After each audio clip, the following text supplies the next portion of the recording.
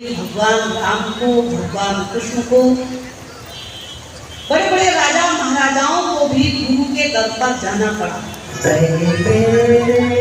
सती गुरु जी मेरे दिल के देवता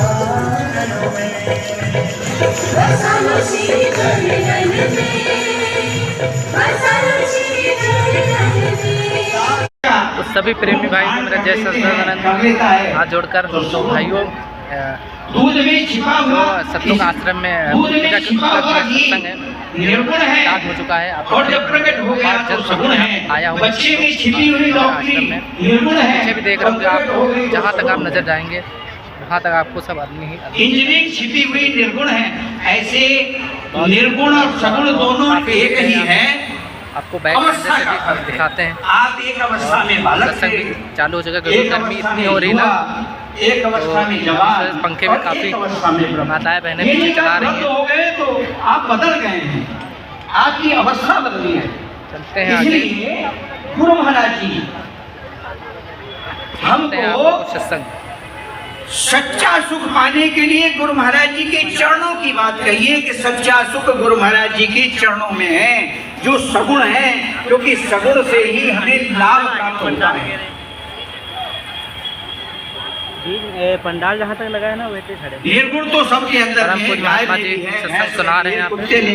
प्रार्थना में कहा करते थे कि चाहे जीवन मुझ पर भार बने, चाहे मौत गले का हार बने, चाहे शत्रु सब संसार बने और रहे ध्यान तुम्हारे, लेकिन ये हवाई बातें हमारे लिए रह गई। अगर घर में थोड़ी सी बात हो जाए तो अभी यहाँ से हम चले जाएंगे। चाहे कांटों पर भी चलना हो, चाहे अग्नि में भी जलना हो, और चाहे छोड़ के देश निकलना हो, रहे ध्यान तुम्हारे। अर्थात गुरु महाराज जी के चरणों से अच्छी जगह दुनिया में कोई है ही नहीं। और गुरु महाराज जी में चरणों में रहने का मतलब है कि जो साधन गुरु महाराज जी ने हमें बताया है उस साधन में हम अपने मन को जोड़ें। इसलिए ज्ञान कोई और चीज नहीं, गुरु महाराज जी के चरणों में मन का समर्पण का नाम ज्ञान है।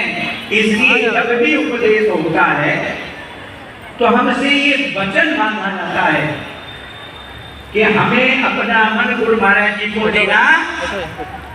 फिर गुरु महाराज जी ने हमको मन देने का तरीका बता दिया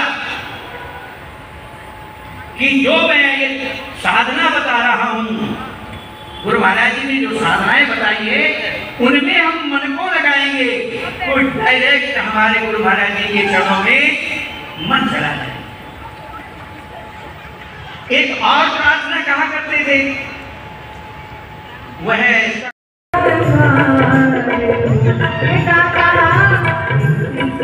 भजन की प्रस्तुति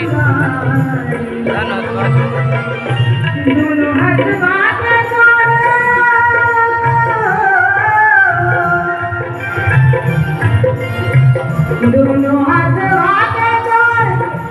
आए हम गुरु जी, दोनों हाथ हम जोड़ के गुरु जी, बंदन करेगा दया के गुरु जी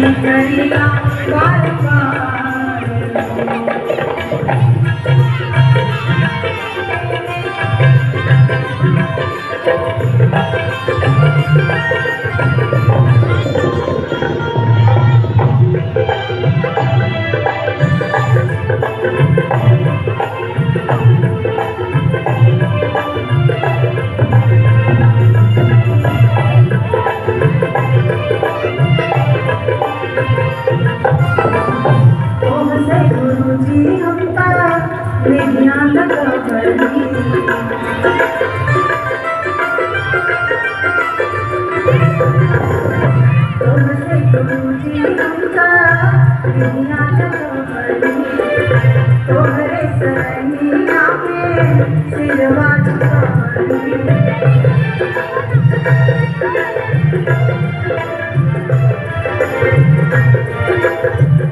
तोहसे कुर्सी हमका दुनिया लगवली तोहरे सरनिया में सिरवा झुकवली बानिया बोल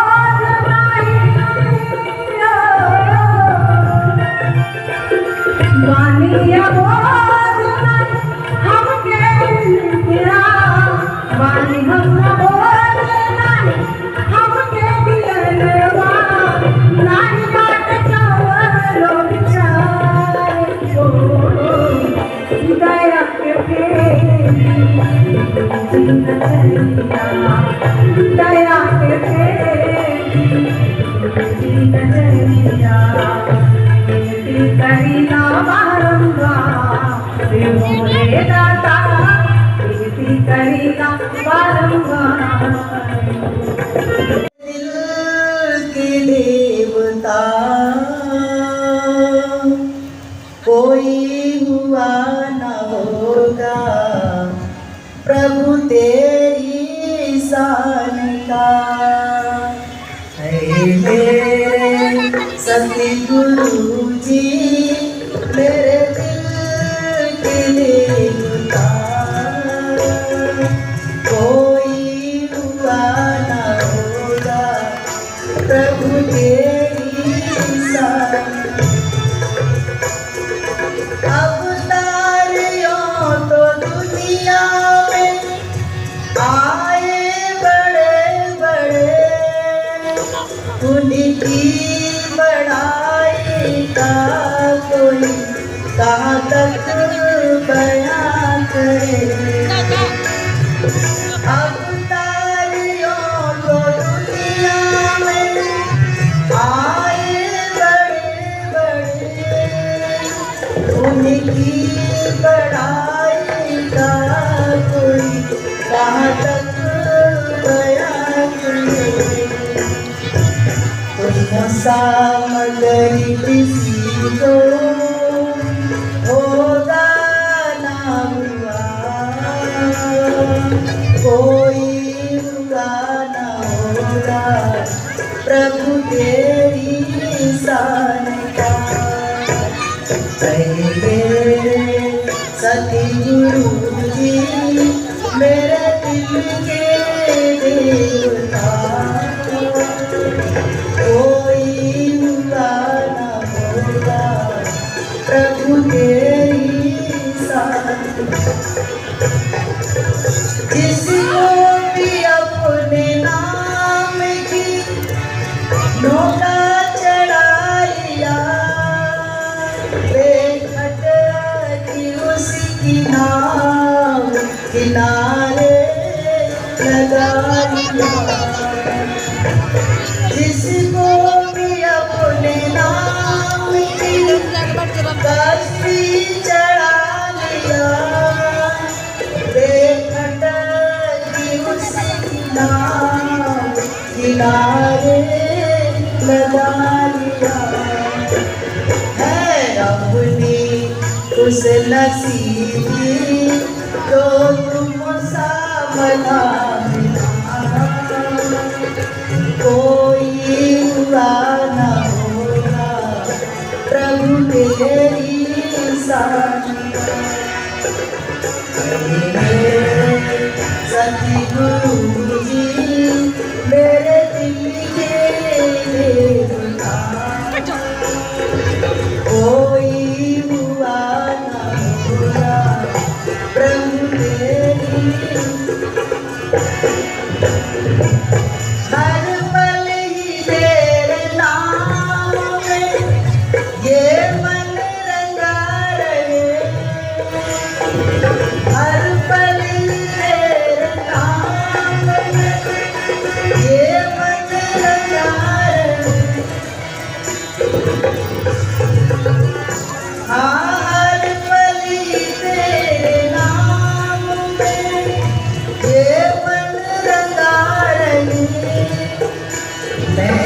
तेरी बन रहूंगी, तू रहे सदा मेरा, कोई हुआ न होगा प्रभु तेरी साथ। मेरे सतगुरु जी मेरे दिल के देवता,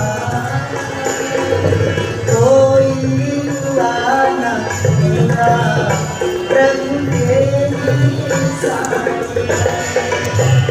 प्रभु तेरी साथ, प्रभु तेरी साथ। कि हम सभी लोग कितने खुश नसीब हैं जो गुरु महाराज जी ने हम सभी को अपने नाम के जहाज में बिठा दिया और हम जीवों को पार लगाने के लिए ही ऐसे घोर कलयुग में हमें गुरु महाराज जी मिले, जो जीव को भव सागर से पार लगाने के लिए ही संसार में आए हैं। तो मैं अपने विचारों को यहीं पर विराम देती हूँ। सभी लोग जोर से प्रेम से जयकारा बोलेंगे। बोलिए श्री सद्गुरुदेव महाराज की, जगत जननी श्री माता जी की, सच्चे दरबार की, मानव धर्म की। अब आपके बसालो श्री चरणों में, बसालो श्री चरणों में, बसालो श्री चरणों में, बसालो श्री चरणों में, बसालो श्री चरणों में, बसालो श्री चरणों में, दादा बसालो श्री चरणों में, बसालो श्री चरणों में। वो नहीं डूबता कोई और, नहीं डूबता कोई और, मैं देखूं जिसकी ओर, बसालो श्री चरणों में, बसालो श्री चरणों में, दादा बसालो श्री चरणों में, बसालो श्री चरणों में।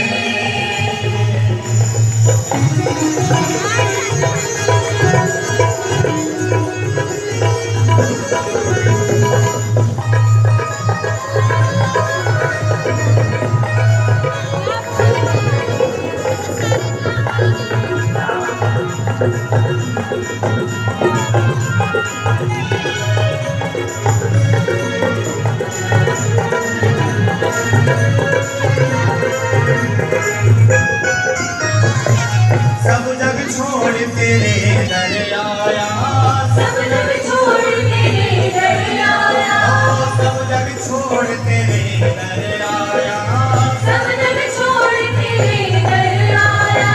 तुम सा ठाकुर और न पाया, तुम सा ठाकुर और न पाया, तुम सा ठाकुर और न पाया, तुम सा ठाकुर और न पाया।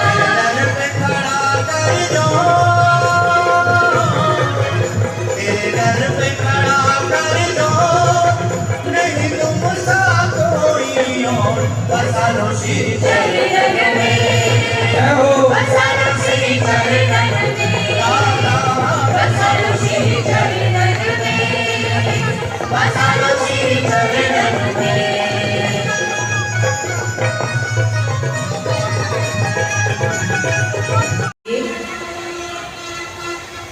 क्योंकि गुरु का वो दर है जिस दर से पूजा देने के लिए भगवान राम को, भगवान कृष्ण को, बड़े बड़े राजा महाराजाओं को भी गुरु के दर पर जाना पड़ा। राजा हरिश्चंद्र, राजा दुर्गाधूत, राजा इब्राहिम, राजा धर्मदास, महारानी मीरा, किसी का भी आप इतिहास उठाएं, जिसने भी जीवन में अगर कुछ पाया है तो श्री गुरु महाराज जी के चरण कमलों की कृपा से पाता है। उन्होंने अपने जीवन के दर में गुरु के लिए पूर्ण रूप से समर्पित किया। संत कहते हैं कि नहीं बुझने दिया सत्य की रोशनी सतराजा हरिचंदानी ने सत्य के लिए सर्वस लुटा है दिया, सत्य के लिए सर्वस लुटा है दिया। बेच कर पुत्र पत्नी को खुद बिक गए, बेच कर पुत्र पत्नी को खुद बिक गए, दिया सारे बस लुटा सतगुरु के लिए, दिया सारे बस लुटा सतगुरु के लिए। खेल समझो नहीं सत्य और धर्म को, खेल समझो नहीं सत्य और धर्म को, प्राण देना पड़ेगा वचन के लिए, प्राण देना पड़ेगा वचन के लिए। खेल समझो नहीं सत्य और धर्म को, नहीं बुझने दिया सत्य की रोशनी। जीलेंगे सरकार तेरी सरकारी में, जीलेंगे सरकार तेरी सरकारी में, ओ हमें रख लेना महाराज तेरी दरबारी में, ओ हमें रख लेना महाराज तेरी दरबारी में, ओ हमें रख लेना महाराज तेरी दरबारी में, ओ हमें रख लेना महाराज तेरी दरबारी में।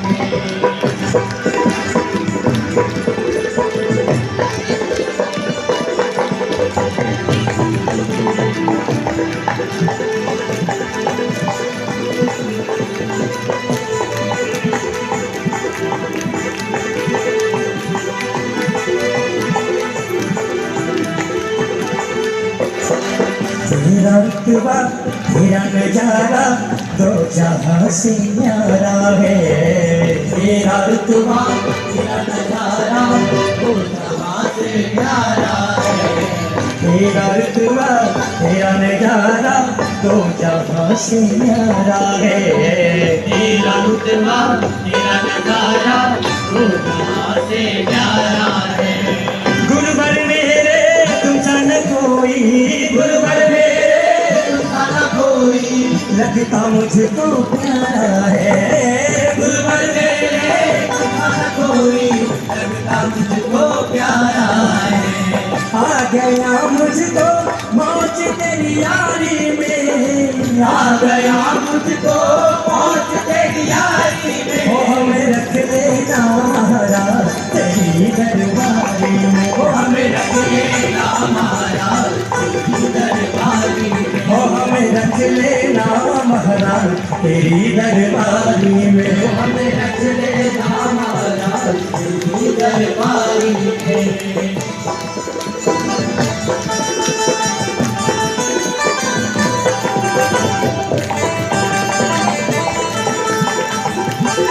बोले श्री सतगुरुदेव महाराज की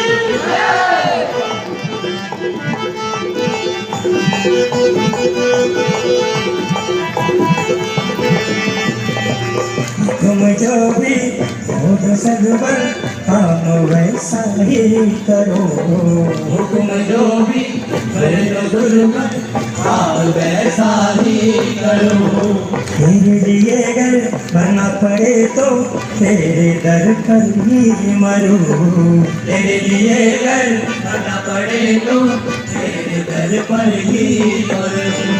हुक्म जो भी करे दो गुरुवर काम वैसा ही करो।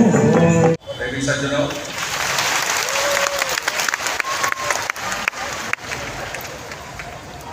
आज श्री सतगुरुदेव महाराज जी के गुरु पूजा के पर्व को बनाने के लिए सत्संग प्रवचन आप सब लोग यहाँ एकत्र हैं। और आवाज नहीं करो। इंटरनेट के माध्यम से यही कार्यक्रम दुनिया भर में लोग देख रहे होंगे। आवाज ठीक करो, आवाज ठीक नहीं है तुम्हारी।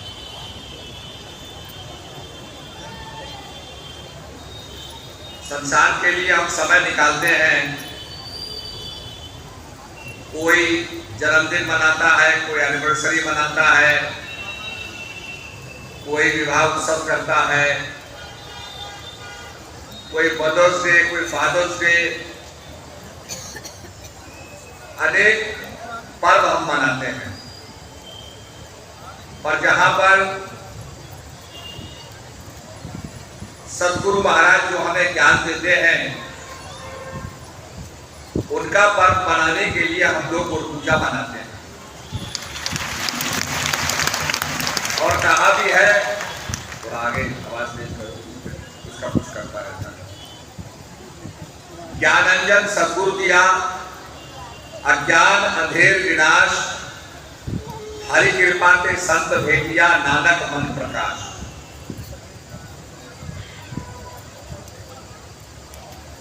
ज्ञानांजन सदगुरु महाराज देते हैं ज्ञान का काजल, जिससे की नेत्र की दृष्टि प्रखर हो जाती है और हम सूक्ष्म से सूक्ष्म चीज भी देख लेते हैं। अज्ञान अंधेर, राजा जनक का आपने उदाहरण सुना होगा। राजा जनक ने बड़ी गायियां दान की, बहुत दान पुण्य किया, पर गलती से जो वृद्ध गाय थी वो पुनः दान कर रहे थे। तो धर्मराज कहता है कि राजा जनक आपने बड़ा दान पुण्य किया है, पर थोड़ी आपसे गलती भी हुई है। आपने वृद्ध गायों का दान किया जिनका उपयोग नहीं था, ऐसे गायों को आपने दान नहीं किया, तो इसका जो है थोड़ी देर का आपको भोग नरक में भोगना पड़ेगा। अब मैं यहां पर छोड़ता हूं कि पहले आप स्वर्ग का उपभोग करोगे या पहले आप क्षण भर के थोड़ी देर का नरक का उपभोग करोगे। राजा जनक ने सोचा थोड़ी देर का नरक पहले भोग लेता हूं, बाद में स्वर्ग ही स्वर्ग मिलेगा, कोई दिक्कत ही नहीं होगी। तत्काल उसने कहा कि मुझे थोड़ी देर का नरक जो है वो भोगने दीजिए, बाद में तो स्वर्ग ही भोगूंगा। ये सोच करके उसको गिरगिट की योनि मिली। गिरगिट की योनि में मिलके भूख लगी, एक पतंगा खाया पाप बढ़ा, दूसरा पतंगा खाया पाप बढ़ा। और शास्त्र कहते हैं कि राजा नरक जो थे वो नरक से बाहर नहीं निकल पाए, सारा पुण्य उनका छीण हो गया। थोड़ी देर के लिए नरक भोगने गए थे और आजीवन नरक भोगते रहे, निकल नहीं पाए। माया के ऐसे प्रपंच है, आदमी निकलता नहीं है। आपने सत्यनारायण की कथा सुनी होगी, उसमें बताया जाता है, ये संकल्प लिया जाता है कि महाराज अमुक कार्य हो जाएगा तो आपकी कथा कराएंगे। अमुक कार्य हो गया और भी हो गया, सारे जो आपके मनोवांछित फल पूरे हो गए, पर सत्यनारायण की कथा नहीं हुई। तो माया का प्रपंच ऐसा होता है कि वो एक के बाद एक मल्टीप्लाई होता जाता है। आपने देखा होगा, सांसारिक चीजों को देखो तो पहले आदमी सोचता है चलो भाई मुझे साइकिल मिल जाए, फिर साइकिल पर जाता है तो कहता बड़ा मेहनत करनी पड़ती है, बड़ा पैडल मारना पड़ता है। मुझे मोटरसाइकिल मिल जाएगी तो कोई दिक्कत ही नहीं होगी। फिर मोटरसाइकिल की कामना करता है, फिर सोचता है कि मोटरसाइकिल में भी हवा लगती है, अब ऐसा कुछ साधन हो कि हवा ही ना लगे। फिर कार खरीदता है, कार खरीदने के बाद सोचता है कि इसमें तो पेट्रोल डालना पड़ता है, बड़ा पैसा खर्च होता है, मैं ऐसी कार खरीदूं जिसमें पेट्रोल ही ना डालना पड़े। तो आजकल इलेक्ट्रिक कार आई है जिनमें आपको फ्यूल नहीं डालना पड़ता है, फिर वो खरीदता है। तो कहने का मतलब demand and wants are multiply, इसका कोई अंत नहीं है। कल ऐसी भी कारों के बारे में सोचेगा कि ये तो रोडों पे चलती है, कार तो हवा में चले, ऐसी भी कार आएगी। तो कहने का मकसद यह है कि गुरु महाराज ज्ञान देकर के लक्ष्य 84 से बचाते हैं। ये जो हमारा परमुटेशन, कॉम्बिनेशन, भटकना, गलती करना, क्योंकि ये बड़ा सूक्ष्म है। आपने देखा होगा जब आदमी एक रस्सी लगाता है, रस्सी पर चलता है और एक कोने से दूसरे कोने जाता है, तो ही बैलेंस चल और रस्सी पे खड़े होकर अपने आप बैलेंस करता है, और बैलेंस करने के बाद वो आगे देखता रहता है कि मैं आगे कदम उठाऊंगा, आगे कदम उठाऊंगा, मुझे लक्ष्य तक पहुंचना है, पगली पार पहुंचना है। वो अपने को बैलेंस भी करता रहता है और आगे भी बढ़ता रहता है। ठीक इसी प्रकार से भगवान कहते हैं तस्मात् सर्वेषु कालेषु मामान स्मर च। गीता में भगवान कहते हैं हे अर्जुन, तू सब काल में, सब काल क्या होते हैं? जागृत, स्वप्न, सुषुप्ति, ये हमारे काल हैं। इसमें जो ज्ञान काल होता है, जिसमें आदमी स्व की अनुभूति करता है, वो है जागृत, स्वप्न, सुषुप्ति और तुरीयावस्था। तो जागृत में आप मेरे को देख रहे हैं, मैं आपको देख रहा हूं। We are visualising each other. बहुत सी चीजें आप सुन रहे हैं, सत्संग सुन रहे हैं, एकाग्रता से सुन रहे हैं, कुछ जो नहीं सुन रहे हैं वो और चीजों को देख रहे हैं। स्वप्न के अंदर जो हमारा थॉट प्रोसेस होता है स्वप्न का, हम उसमें चले जाते हैं। जैसे राजा जनक चले गया, भिखारी बन गया, भिखारी बन के बड़ी मुश्किल से भिक्षा लाता है, बनाता है, लकड़ियां फूंक रहा है, लकड़ियों से धुआं उठ रहा है, वो धुआं राजा जनक की आंखों में जा रहा है, अश्रुधारा बह रही है, भूख लगी है, बड़ी मुश्किल से दान में जो इकट्ठा किया हुआ खिचड़ी पकाई, उसको अब गरम गरम कैसे खाए? तो पत्तल पर बिछाया, पत्तल रखी, पत्तल पर डाल दिया ठंडा होने के लिए। इतनी देर में तो बैल लड़ते लड़ते आते हैं, उस पूरी खिचड़ी को रौंद देते हैं। जब रौंद देते हैं तो राजा जनक को बड़ा एक्सट्रीम एक्सपीरियंस होता है, त्राहिमाम का होता है, एकदम झटका लगता है, शौक लगता है, और एकदम भयभीत होकर के उठ जाते हैं। देखते क्या कि ना तो बैल है ना खिचड़ी है, वो तो राजप्रसाद में मखमली गद्दे पर लेटे हैं। पर ये ऐसा एक्सपीरियंस था जो राजा जनक को जिसने हिला दिया, इट शोक हिम कंप्लीटली। तो राजा जनक के अंदर ये प्रश्न पैदा हुआ, इतना प्रगाढ़ एक्सपीरियंस मेरा भिखारी बनने का था, क्या ये सत्य है या मैं राजा हूं ये सत्य है? जो अभाव का अनुभव किया ये सत्य है, या जो मैं आज राज विलासिता का जो सुख भोग रहा हूं ये सत्य है? और इसी के लिए राजा जनक ने बहुत बड़ा दरबार बुलाया। जो जवाब नहीं दे सके उनको जेल में डाला। अष्टावक्र को पता चला, अष्टावक्र जी आए और सबसे ऊंचे सिंहासन पर बैठे। अब सबसे ऊंचा सिंहासन वो सिंहासन था कि जिस पर बैठ करके अगर अष्टावक्र जी प्रश्नों का जवाब नहीं देते तो उनकी मौत होती, मृत्युदंड दिया जाता।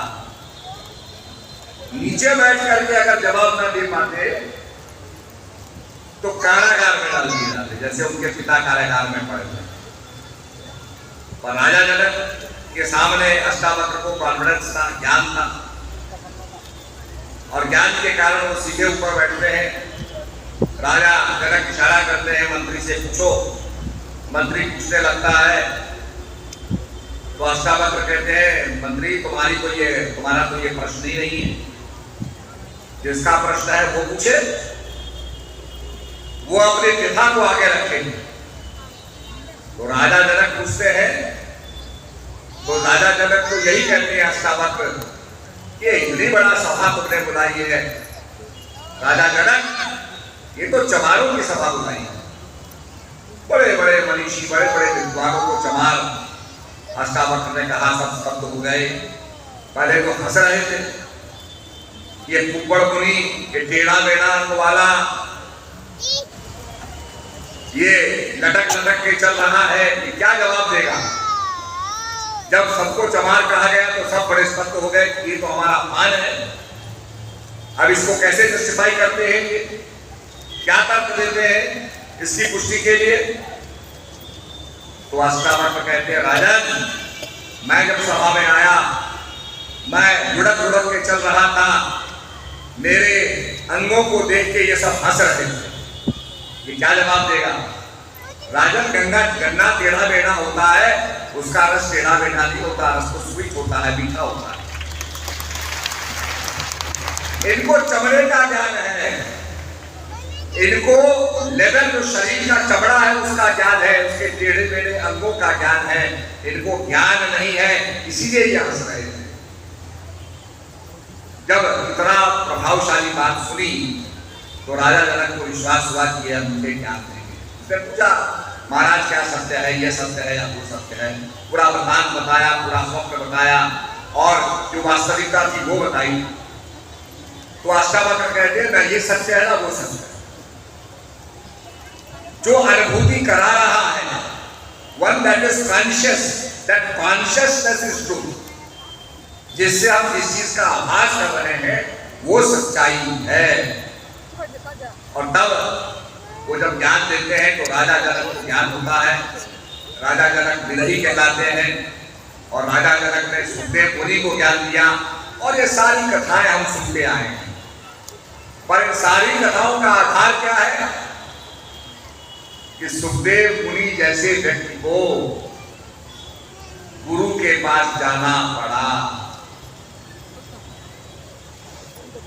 जब वेदव्यास से वो सुनते हैं गीता की चर्चा, भगवान कृष्ण का संवाद सुनते हैं, भगवान कृष्ण ने अर्जुन को ज्ञान दिया, तो वेदव्यास कहते हैं महाराज ये ज्ञान कहाँ प्राप्त होगा।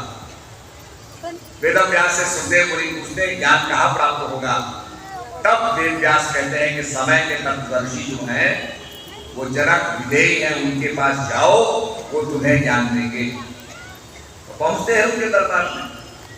तो कहने का मेरा यह अभिप्राय है कि ज्ञान गुरु से पता मिलता है। गुरु में ज्ञान न हुए, ज्ञान के हुए विराग में सुखी रहे हर भक्त में गावई वेद पुराण। भाइयों आप लोगों ने देखा किस तरीके का प्रोग्राम रहा, बहुत ही अच्छा। और स्वाना पूजा का प्रथम दिन बहुत ही अच्छा रहा और संसद सुना, आप लोगों ने भजन सुना बहुत ही अच्छा। और सारे प्रेमी भाइयों ने बहुत ही डांस हुआ, प्रेमी भाई लोग सब देख सकते हैं यहाँ पे। तो अगले ब्लॉग में मिलते हैं आप लोग नेक्स्ट वीडियो में। वीडियो को लाइक करिएगा, कमेंट बता के बताइएगा कैसा लग रहा है भाइयों, कैसा लगा आप लोगों को प्रोग्राम कमेंट करके बताएं। और बहुत ही अच्छा महाराज जी का सत्संग और भजन की प्रस्तुति, और भाई जी ने भी सत्संग बहुत ही अच्छे से सुनाया। और हमारे साथ हमारे महेंद्र चाचा जी हैं, अभी हम लोग जाएंगे सेवा के लिए, जा रहे हैं यहाँ से निकल चुके हैं। बहुत भीड़ है, अपार जनसमूह भाई, जहाँ तक नजर डालेंगे वहाँ तक देखिए पब्लिक आप लोगों को दिखाई पड़ेगी। और वीडियो में देखा होगा कितना पब्लिक आया, तो बहुत ही तथा। तो चलते हैं आगे, दिखाते हैं आप लोगों को। अगले वीडियो में मिलते हैं आप लोगों को।